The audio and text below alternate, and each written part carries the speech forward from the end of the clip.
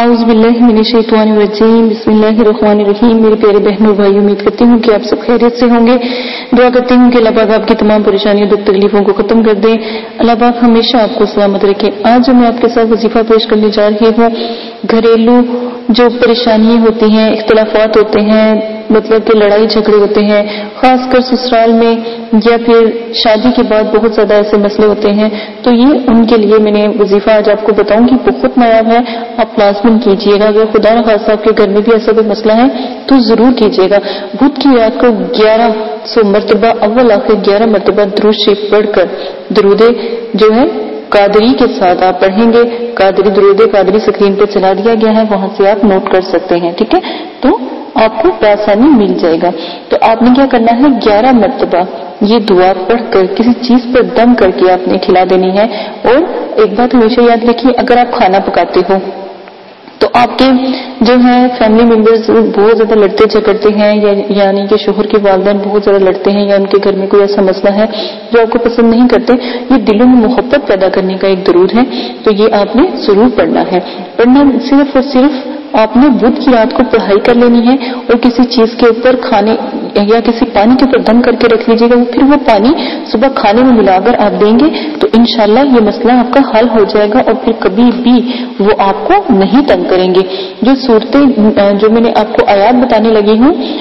جو ہے اللہم سے لے کر تو ترجعون تک ہے، ٹھیک ہے؟ یہ آل عمران آیات نمبر 83، ٹھیک ہے؟ تو یہاں پر بھی لکھی گئی آیات، تو آپ نے یہ ضرور پڑھنی ہے۔ اچھا، ایک اور بات میں آپ کو بتا دوں، ایک میرے پاس اور خواتین آئیں تو ان کی جو ساتھ اپنے ایک عورت کو لے کر آئی ہوئی تھی، تو وہ کہتی تھی کہ میری جو ساس ہے اور میری جو نند ہے وہ مجھے مارتی ہے۔ تو میں نے صرف اس کو سمجھایا کہ اگر تم اس کے ساتھ لڑو جھگڑو گی تو اور زیادہ مسئلہ خراب ہوگا،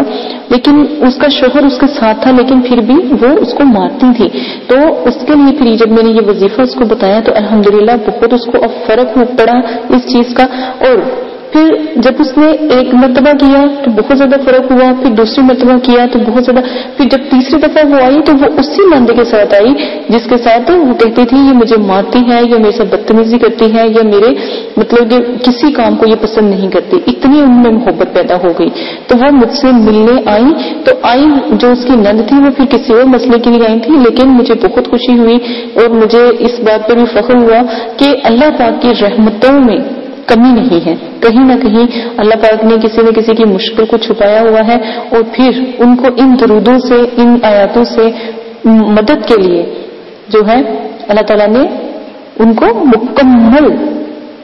فائز کر دیا، ٹھیک ہے؟ تو میں دیکھیے، اگر آپ کے نصیب میں میرے یہ وظائف سننا تھے